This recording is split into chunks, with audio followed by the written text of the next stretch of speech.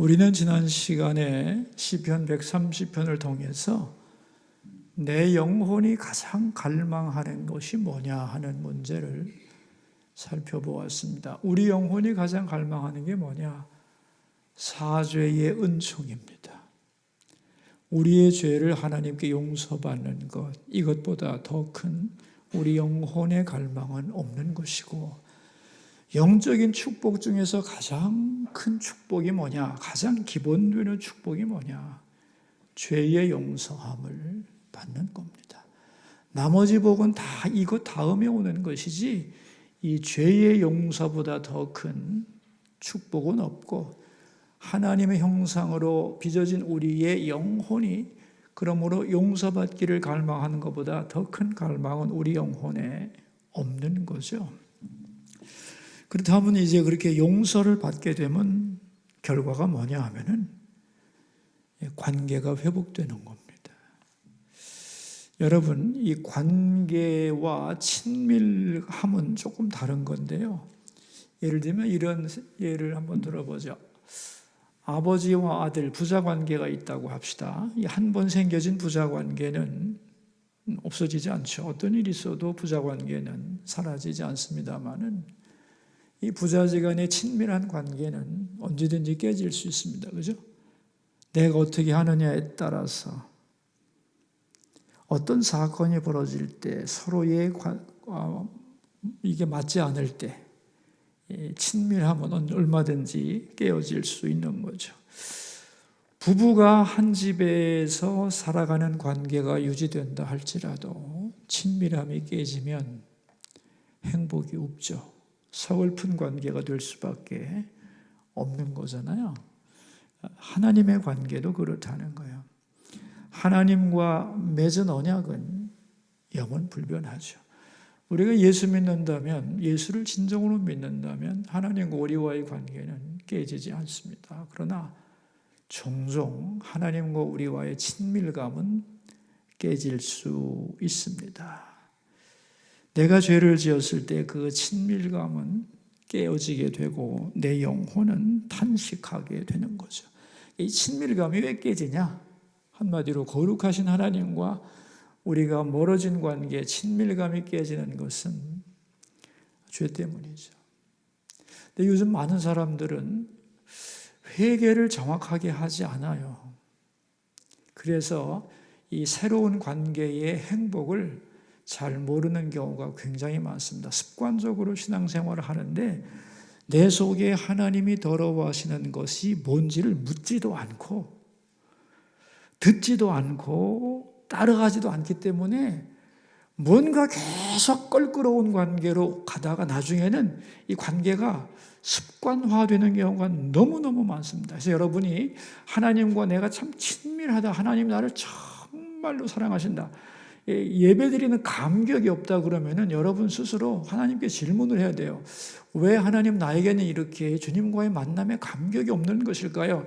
찬송을 불러도 왜 눈물도 안 나오고 몸이 들썩거리는 기쁨이 없이 그냥 입만 벌리는 이런 관계가 되었을까요? 라고 여러분이 질문하셔야 되고, 그렇게 정직하게 질문하게 되면 하나님은 반드시 질문에 대하여 답변을 해 주시면서 하나님과 우리와의 관계가 이게 아주 느슨한 관계가 아니라 친밀한 관계가 될 수 있도록 하나님 자신이 이끌어 가신다는 것을 기억했으면 좋겠어요.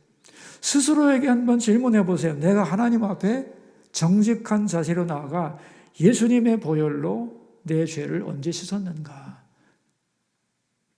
이런 관계가 자꾸만 반복되어야 돼요.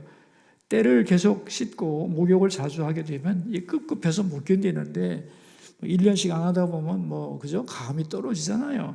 그런 신앙생활을 해서는 안 된다. 그런 얘기입니다. 오늘 본문은 하나님께 용서를 받고 친밀하게 된 사람, 그래서 진정으로 하나님과 평화를 누리는 사람의 모습을 보여주고 있는데, 이 시편 131편은 다윗의 이야기로 알려지고 있습니다. 다윗이 어떠한 인생을 살았는가, 그리고 그 결과가 무엇이었는가에 대한 이야기를 그의 신앙 고백과 간증으로 하고 있는 거죠. 먼저 우리에게 왜 하나님 하나님과 우리 사이에 평안이 없는가? 어떻게 하면 하나님과 친밀한 가운데서 오는 진정한 평화를 누릴 수 있는가를 말씀하고 있습니다. 이 평안을 누리기 전의 모습은 어떠했는가? 그의 모습은 1절입니다. 우리 1절을 읽어봅시다. 여호와여, 내 마음이 교만하지 아니하고 내 눈이 오만하지 아니하오며 내가 큰 일과 감당하지 못할 놀라운 일을 하려고 힘쓰지 아니하나이다. 이건 변화된 모습인데 맨 처음은 어땠느냐 하면은 내 마음이 어땠대요? 교만했어요. 내 눈이 오만했어요. 큰 일을 꿈꾸고 감당하지 못하는 놀라운 일을 하려고 늘 애를 쓰는 거품 있는 인생이었다는 거예요. 교만이란 뭐냐 하면은 내가 높아지려고 하는 마음이 교만이고요. 오만이라고 하는 건 뭐냐면 비슷한 개념인데 남을 깔아뭉개는 거예요. 내가 올라가고 싶은 마음이 교만이고 남을 내려놓는 마음이 깔아보는 거잖아요. 이 오만이에요. 비슷한 거죠. 다 내가 남보다 높아지려는 마음을 가지고 있었다는 거예요. 또한 어떤 마음이었느냐? 큰 일, 기이한 일, 놀라운 일, 이런 걸 통해서 자기를 드러내고 남에게 인정받고 이런 자세를 가지고 살았다는 거죠. 이 교만이 이제 영혼의 암이라고 그러거든요. 여러분, 질병 중에 제일 무서운 병이 암이잖아요. 고질병, 잘 안 고쳐지는 병, 생명도 잃을 수 있는 병. 근데 영혼에는 뭐가 제일 큰 치명타가 되느냐? 교만이라는 거죠. 이걸 치료하지 못하면 건강한 관계를 맺을 수 없고 평안할 수도 없고 행복할 수도 없죠. 제가 알고 있는 어느 큰 그 사학재단 이사장님이 한번 저를 찾아오셔가지고 이런 얘기를 나눈 적이 있는데, 자기가 이제 평생 부모님이 또 만드시고 자기가 또 재산을 기부해가지고 학교를 잘 운영하고 있는데, 이사장님이 되니까 여유도 있고 시간도 있고 하니까 학교를 자주 드나드셨던 것 같아요. 근데 어느 날 운동장에 딱 갔는데 아이들이 막 운동하고 선생님이 막 열심히 가르치는데 자기가 한참 쳐다보고 있는데 아무도 자기를 안 쳐다보고 인사하는 사람이 한 명도 없더라는 거예요.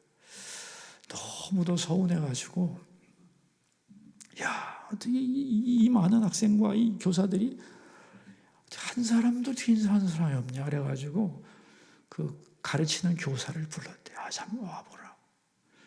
그리고 자기의 마음을 표현했다는 거예요. 어떻게 아무도 인사를 하지 않냐고 말이야. 그랬더니 그 교사 하는 말, 이사장님, 지금은 수업 시간입니다.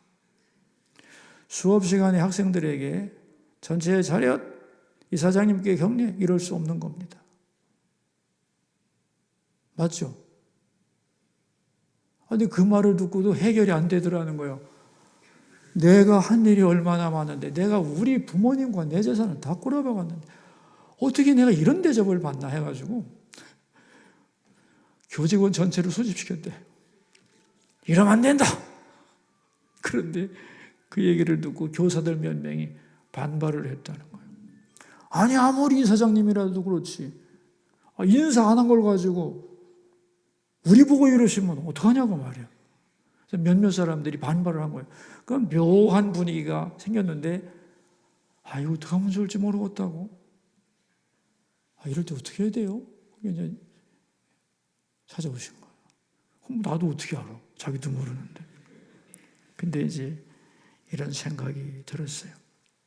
먼저는 여러분, 어떤 사람이 문제를 가지고 오면 맨 먼저 할 일은 뭐냐면 무조건 공감을 해줘야 되잖아요. 그죠?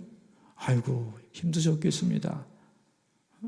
얼마나 수고하셨는데 몰라주시니 마음이 얼마나 서운하셨겠습니까? 그렇게 먼저는 해줘야 되죠. 물론 젊은 사람들이 알아서 좀 공경해주면 얼마나 행복하겠습니까마는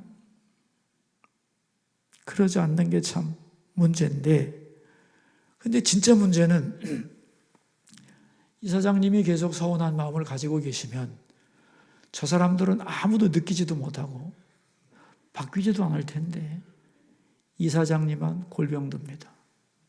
혼자 서운하고 혼자 기분 나쁘고 혼자 화내고 혼자 병들고 그러지 마세요.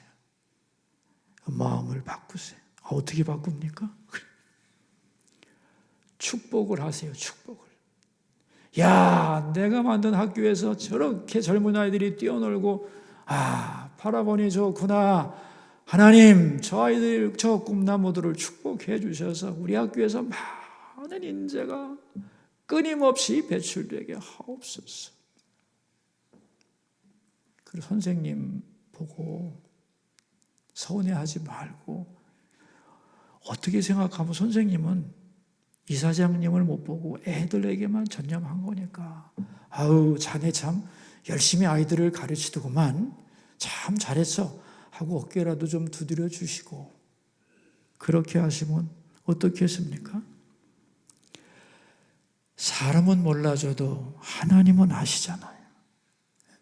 그렇게 이사장님이 마음을 쓰시면 학교는 더 좋아지고 이사장님도 존경받고 하나님이 칭찬하시지 않을까요?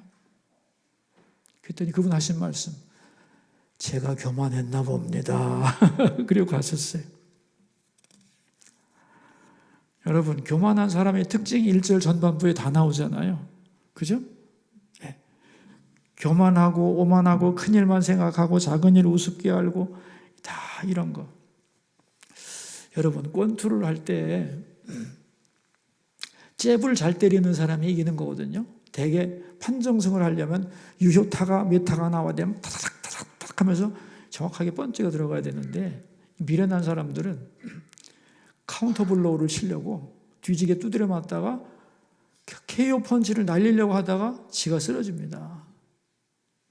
여러분, 이게 뭐냐면 큰 일은 작은 일은 시시해서 안 하고, 교만한 사람은 큰 일은 능력이 없어 못합니다. 할 일이 없는 거죠. 기이한 일, 남들이 와 그런 일만 관심을 갖지 사소하고 작은 일을 잘할 생각을 하지 않는다는 거예요. 그래서 다윗이 이제 교만하고 오만하고 큰 일을 원하고 남들이 알아주는 이러한 생각을 갖고 살아왔는데 1절의 끝에 뭐라고 그랬어요? 다 버렸다는 거 아니야. 하나님을 만나고서. 그죠? 이제는 뭐가 됐느냐? 하나님을 만나고 나서는 어린아이같이 되었다는 거예요. 겸손해졌다는 거죠. 근데 여기 그냥 어린아이가 아니고 어떤 어린아이가 나오냐면요. 어떤 어린아이가 나와요? 2절에 보시면 젖된 아이가 등장해요. 여러분, 젖된 아이는 어떤 아이일까요? 이스라엘에서는 대개 4살까지 젖을 먹어요. 우리나라도 옛날에는 4살, 5살. 초등학교 다닐 때도 젖 먹고 오는 애도 있었어요. 우리 초등학교 다닐 때, 중고등학교 다닐 때. 젖을 오래 먹었는데, 이제 젖을 먹이는 건 좋은데, 너무 오래 먹이면 안 되잖아요. 그죠? 젖 먹다가 이제 젖을 끊을 때는, 이제, 쓴 약을 이렇게, 그죠? 발라가지고, 이제 애가 막 먹으려고 달려들었다가 쓰니까 막 응아, 울고 막 그러잖아요. 그죠? 그리고 막 화를 내는데, 여러분, 젖을 왜 떼죠? 계속 평생 먹으면 안 되나? 젖을 왜 떼는 거예요? 예? 젖만 먹고는 더 이상 성장할 수가 없는 거예요. 쑥쑥 무럭무럭 자라서 튼튼한 몸을 가지려면은 젖만 가지고는 영양 공급이 안 되는 거예요. 더 다양한 음식을 더 많이 먹지 않으면 무럭무럭 자랄 수가 없는 거예요. 그러니까 젖을 떼는 이유는 뭐예요? 아이를 미워해서, 사랑해서. 미워해서, 사랑해서. 사랑하기 때문에 건강하게 잘 자라라고 바라는 마음 때문에 젖을 떼는 거죠. 그죠? 그럼 젖을 떼고 나면은 다른 음식은 없냐? 젖 없으면 못 먹냐? 아닙니다, 여러분. 젖을 떼면요, 먹을 음식이 더 많아지는 거예요. 그죠? 젖 빼고 다 먹으면 되잖아요. 훨씬 많아지는 거예요. 아이가 원하는 것은 엄마의 달콤한 젖인데 이 소원이 이루어지지 않을 때가 있는 거예요. 엄마가 안 줘. 그런데 그게 미워해서 안 주는 게 아니라 진짜 사랑하기 때문에 안 주는 거예요. 엄마가 젖 안 준다고 엄마 미워 안 봐. 그럼 되겠어요, 여러분? 그렇게 반항하면 안 되죠. 그죠? 근데 여기 젖을 떼었는데 왜 엄마 품에 안기죠? 젖을 먹을 때는 젖 먹기 위해서 품에 안기는 거예요. 근데 젖을 떼면 엄마 품에 왜 안겨요? 젖 먹을 때는 젖이 목적이었지만 이제는 젖이 목적이 아니에요. 그죠? 젖 자체가 아니라 엄마 자체가 좋아서. 그죠? 엄마의 채취, 엄마의 냄새, 엄마의 손길. 이게 젖보다 훨씬 귀한 거잖아요. 그죠? 이제 엄마를 정말 좋아하면 젖을 떼고도 품에 안기는 거예요. 하나님과의 관계도 그렇다는 거예요. 처음에는 우리도 젖을 원합니다만은 성장하면서 젖을 뗄 때가 있어요. 그럼 막 불평하고 원망하고 막 그러겠죠, 그죠? 예? 여러분, 영적으로 말하면 젖이라고 하는 것은 아이가 좋아하는 아이의 육체에 필요한 것들이에요. 우리로 말하자면 이 세상에 좋아하는 돈과 명예와 건강과 장수와 소위 우리가 말하는 복들이 다 뭐예요? 예? 이게 다 아이가 원하는 젖입니다. 젖을 달라고 보채고 젖을 먹겠다고 애쓰며 사는 동안에는 진정한 하나님의 품의 가치를 모르는 거예요. 그저 젖 달라고 떼를 썼는데 이제 젖을 떼고 나서 하나님을 진정으로 만나고 나니 젖과 상관없이 하나님의 품이 얼마나 좋은 것인지. 그래서 하나님과 사랑을 나누다 보니 마음의 평온이 생겼다는 거예요. 다윗도 신앙이 미숙할 때는 젖을 원했죠. 이 세상의 가치를 원했습니다. 그런데 신앙이 성장하고 더 크고 놀라운 하나님의 사랑을 알게 되면서 그의 소원이 어떻게 되었느냐? 하나님의 품에 안긴 아이가 되기를 원했던 거예요. 그래서 교만한 마음, 오만한 눈, 큰 일과 감당하지 못할 놀라운 일을 통해 남들에게 인기를 얻고 높아지는 이런 모든 마음들을 다 내려놓고 오직 다윗이 원한 건 뭐냐면 하나님과의 진정한 교제, 하나님의 품에 안긴 어린아이가 되기를 원하는 것이 다윗의 소원이 되었다는 거예요. 세상이 알아주고 대단한 인간으로 드러나는 것보다 더 좋은 것은 하나님과의 깊은 교제 속에 있는 평안을 다윗은 원하게 되었다. 그런 얘기입니다. 그런데 이렇게 하나님과 진정한 평안한 관계 속으로 들어갔을 때에 어떻게 되었느냐? 2절 끝에 보시면 이런 말이 나와요. 내 영혼이 젖된 아이와 같도다.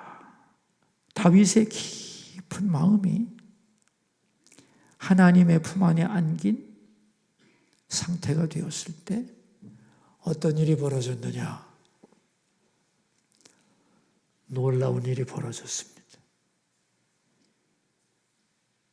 기적이 일어나는 거예요. 전쟁터에 나갔다가 골리앗을 보게 되고 하나님을 사랑하는 마음으로 보니 골리앗이 미워졌고 분노하게 되었고 골리앗을 쓰러뜨리게 되고 이스라엘의 용사가 되고 그죠? 다윗의 군대 장관이 되고 그리고 시간이 흘러 이스라엘의 왕이 됩니다. 여러분 이런 말 나오죠. 1절 중반절에 내가 큰 일과 감당하지 못할 놀라운 일을 하려고 힘쓰지 않는다며. 옛날에는 이걸 힘썼어요. 그런데 이제는 다 내려놨는데 내려놔서 하나님 안에서 내가 진정으로 하나님과 연합을 하게 되니까 무슨 일이 벌어지느냐? 하나님이 나를 통하여 진정으로 놀라운 일을 이루시더라는 거예요. 아니, 목동이 어떻게 왕이 되나? 그죠? 왕가가 계승된 게 아니잖아요. 사울과 다윗은 지파 자체가 다르잖아요. 결코 왕권이 넘어갈 수 없는 거예요. 그리고 다윗이 태생이나 저와 목동 출신 아닙니까? 언제 자기가 왕 될 꿈이나 꿔봤어요? 꿈도 안 꿨습니다. 바라기는 오직 하나밖에 없지. 하나님의 품에 안긴 아이처럼 살고 싶어서 하나님과 깊은 은혜 관계 속에 살고 싶었을 뿐인데, 하나님이 다윗을 들어서 크고 놀랍고 기이한 일을 이루어 가셨는데, 이 목동을 왕이 되게 하실 뿐 아니라 보통 왕이 아니지, 이스라엘 역사의 가장 위대한 왕이 되는 동시에 그 당시의 근동지방의 최고의 군주로 만드시고, 그죠? 놀라운 일을 행하시잖아요. 그죠?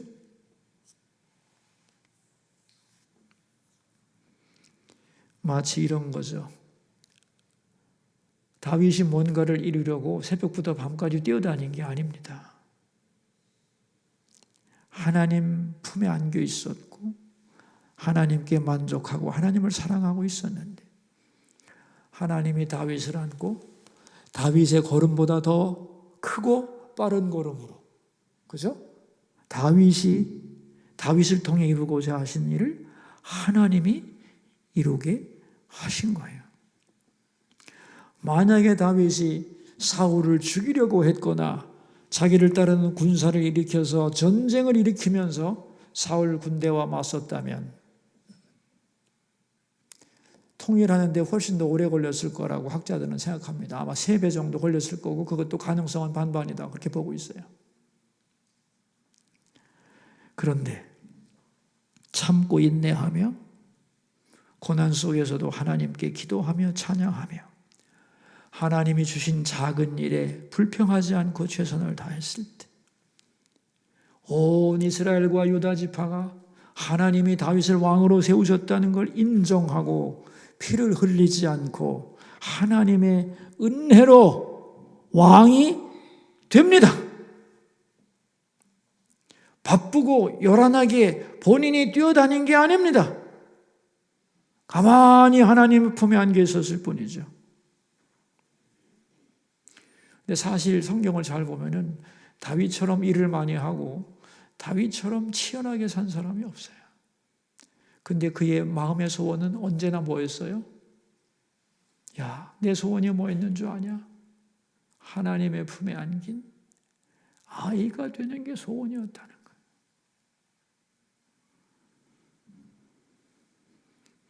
그것이 내 꿈이었고 나의 이상이었다는 거예요.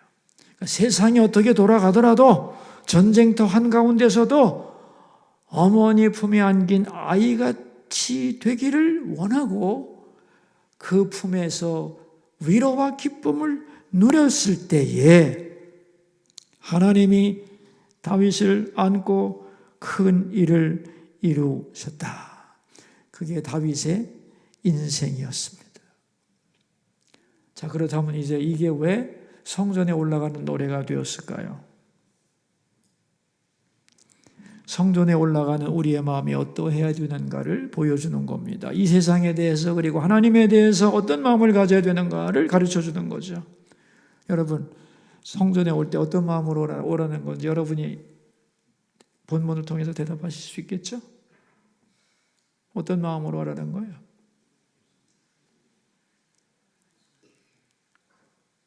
교만한 마음으로, 오만한 마음으로 남들보다 높아지게 해주세요. 나 큰일 좀 하게 해주세요. 남들이 나를 좀 우러러보게 좀 해주세요. 그래서 나 잘났다는 거 과시 좀 할 수 있게 해주세요. 라고 그런 마음으로 와야 된다는 얘기가 아니죠.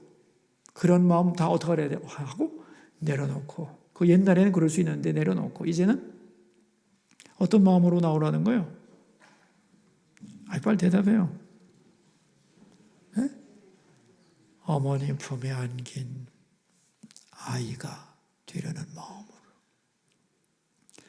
옛날에는 돈을 갈망했다면 돈보다 더 하나님 자신을 사랑하고, 건강과 장수를 갈망했다면 하나님 자신을 그것보다 더 간절히 사모하고, 형통과 승진이 꿈이었다면 하나님 자신의 품 자체가 너의 꿈이 되고,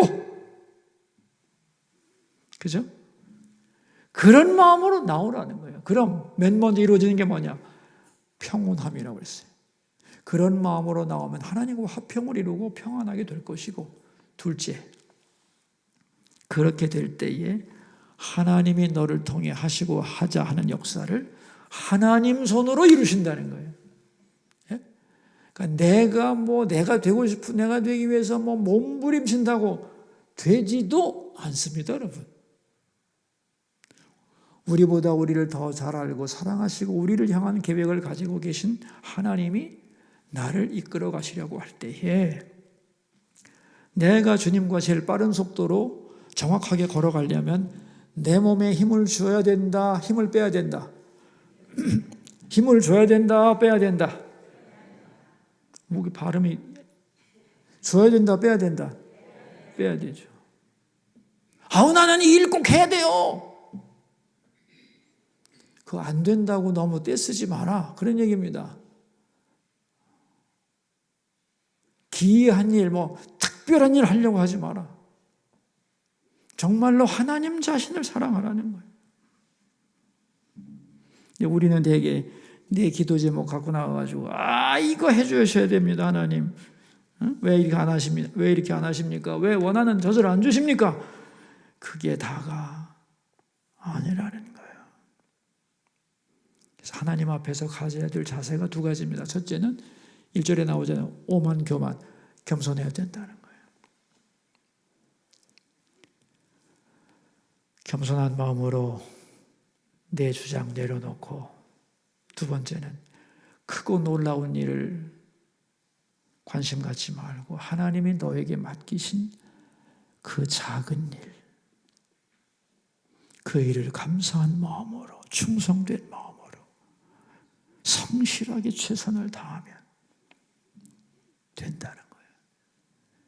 그걸 통하여 하나님은 하실 일 다 이루신다는 거예요. 네가 스스로 높아지려고 발 뒤꿈치 들지 않아도 되고, 놀라운 일을 해서 나를 한번 드러내보려고 몸부림치지 않아도, 하나님과 연합할 때 하나님이 너를 높이시고 너를 통해 이루신 일이 다 이루어진다. 여러분, 그게 성공 아닙니까? 자, 이렇게 되라는 거예요. 문제는 어떻게 그럼 이 오만한 마음을 줄이고 아버지의 품에 안긴 아이의 마음을 가질 수 있느냐? 대답이 3절입니다. 3절. 이스라엘아, 지금부터 영원까지 여호와를 바랄지어다. 뭐 하래요? 여호와를 바라래요. 한 번만. 지금부터 영원까지. 앞으로는 절대로 세상 바라보고 살지 마라. 여러분, 왜 세상을 바라보면 1절처럼 되는지 아세요? 우리 인간이란 서로 비교하고 하나라도 남보다 더 잘해보려고 하다 보면 교만해지고 오만해지고, 남들이 인정받기 위해서는, 그죠? 기이한 일과 놀라운 일에 에너지를 뺄 수밖에 없는 거예요. 그럴 땐 평안이 없어요. 이제는. 근데 이게 세상이 원하는 가치가 그거잖아요. 교만과 오만과 큰일, 비전을 크게 갖고 원대한 꿈을 꾸고 노력해서 이루고, 여러분, 세상의 가치는 그런 겁니다. 근데 하나님의 가치는 그렇지 않습니다. 저는 제일 이상하게 생각하는 것이 교회에서 헛된 야망을 키워주는 거. 안 됩니다. 정말로 잘못 가는 거예요. 그래서 교회에서 예배 드리고 나면 꿈이 막 부풀어. 와, 내가 위대하게 되고 전 세계를 변화시킬 수 있는 삶인 것 같은데 현실로 가보면 아무것도 아니거든. 그래서 은혜 받고 낙심하고, 은혜 받고 낙심하고. 여러분, 이런 청년들, 이런 교인들이 수두룩합니다. 성경에는 그런 말 없어요. 하나님 앞에서 죽는 게 원칙입니다. 오늘 본문을 보세요. 뭐 하래요? 어떤 사람이 되래요? 예? 내가 힘쓰고 노력해서 뭔가를 이루는 사람 되래요? 아닙니다. 가나안을 내 힘으로 가는 건가? 아니요. 하나님의 계획에 의해서 하나님이 인도하는 거예요. 그럼 뭐만 하면 돼? 하나님만 따라가면 되지. 원망하지 않고 불평하지 않고 불기둥과 구름기둥 바라보고 목말라도 하나님이 주시겠지 믿고 찬송하면서 가면 제일 빨리 간다. 그죠? 인생살이도 그렇다는 거예요. 우리가 참 쓸데없는 힘 많이 주고 살죠. 그죠? 여러분 우리 힘 뺍시다. 오늘 본문이 그 얘기입니다. 인생의 야망, 꿈 내려놔. 네가 스스로 가지는 꿈보다 하나님이 너를 향해 가지고 있는 꿈이 더 커. 그 꿈 앞에 너를 내려놓고 네가 할 것은 하나님을 꼭 붙잡고 그 품에 안겨 있는 거야. 교회 와서 딴 거 할 거 없어요, 여러분. 교회 와서 뭘 해야 되느냐? 안식을 누리고 가는 거예요. 그죠? 안식을. 하나님이 나와 함께 하신다. 하나님이 날 사랑하신다. 아이가 엄마 품에 안겼을 때, 이걸 좀 신학적인 용어로 말하면 아이가 엄마 품에 안길 때 뭘 느끼냐? 어머니의 풍성한 임재, 어머니의 임재를 느낀 아기는 사랑을 충분히 받으면 건강해지는 거예요. 그래서 세상을 해치고 나갈 능력을 갖게 되는 거거든요. 그죠? 어머니의 품도 그런 거예요. 그러니까 하나님의 품에 푹 안겨 있다 보면은, 그리고 그 은혜를 체험하고 밖으로 나가면 세파가 좀 세다 할지라도 견딜 수 있다 없다? 견딜 뿐 아니지 하나님이 들어서 사용하시지. 아멘. 그래서 우리는 아무리 바빠도 성전에 와야 하고, 성전에 올 때 다른 거 필요 없어. 나와 하나님과의 관계를 회복하고 하나님 품에 안겼다고 할 거야. 아, 좋다. 하나님이 날 사랑하신다. 이대로 행복합니다. 감사합니다. 하나님이 동행하실 줄로 믿습니다. 여러분, 그러면 되는 겁니다. 그래서 성전은 우리 힘으로 날뛰고 노력해서 기적을 이루는 곳이 아니고, 우리 영혼이 평온하고 고요하고 하나님의 품에 안길 수 있는 아이가 되도록 만들어 주는 것이죠. 하나님보다 더 높아지려 하고 하나님 품에 안기지 않고 내 소원을 이루고자 하는 이런 잘못된 생각들을 내려놓고 우리 하나님의 품에 안긴 아이처럼 성전에 올 때마다 그 은혜를 만끽하고 돌아갈 수 있기를 주의 이름으로 축원합니다. 우리 기도합시다. 기도 제목이 뭐냐? 하나님, 지금까지 참 바쁘게 살았는데요, 죽으라고 달려왔는데요, 이룬 것도 없고 지치고 피곤하고 막막할 뿐입니다. 이제 내 힘으로 뛰려는 것 다 내려놓습니다. 다윗의 소원처럼 아버지 품에 안긴 아이가 되기를 원할 뿐입니다. 그 위로를, 그 평안을, 그 감격을 여기서 누리게 하소서. 그러면 나머지 일은 주께서 이루실 것을 믿습니다. 우리 그렇게 고백하면서 어머니 품에 안긴 아기 같은 젖을 땐 아기가 엄마 품에 안겨 있는 행복을 우리가 하나님 손에 올 때마다 하나님의 품에 안겨서 그 행복을 누리게 하소서. 우리 함께 기도합시다. 하나님 아버지, 이 세상은 하나님이 없기 때문에 자기가 스스로 높아지려 하고, 내가 높아지지 않는 것 같을 때는 남을 밟아서라도 자기의 가치를 확인하려 하고, 큰 일과 기이한 일과 놀라운 일을 통하여 자기를 증명하려고 몸부림을 칩니다. 그러나 그렇게 달려가도 이루어지는 것도 없고 지치고 피곤하며 막막할 뿐입니다. 이제 우리의 방향을 어디로 돌려야 하는가? 다윗은 고백했습니다. 나는 하나님을 만난 후에 젖된 아이가 어머니 품에 안기기를 원하는 것처럼 하나님 품에 안겨서 살기를 원했다고. 그러나 그럴 때 하나님께서 나를 향한 모든 꿈을 이루시고 성취하셨다고. 원하오니 다윗의 꿈이 우리의 꿈이 되고 다윗의 소원이 우리의 소원이 되고, 그래서 오늘도 하나님 품 안에서 안심하고 감격하고 기뻐하게 하시고, 그러는 가운데 우리 각자를 향한 하나님의 모든 계획과 꿈이 이루어지는 그 놀라운 은혜를 우리 모두가 경험할 수 있도록 도와주소서. 아버지, 우리 수서교회가 성도들이 들어올 때마다 바로 이 예배당이 젖된 아이에게 어머니의 품이 되게 하시고, 이곳으로 들어오는 주의 백성들 다 하나님의 품에 안긴, 거기서 하나님의 임재를 풍성하게 느끼고 돌아가는 젖된 아이가 되게 해 주소서. 예수님의 이름으로 기도합니다.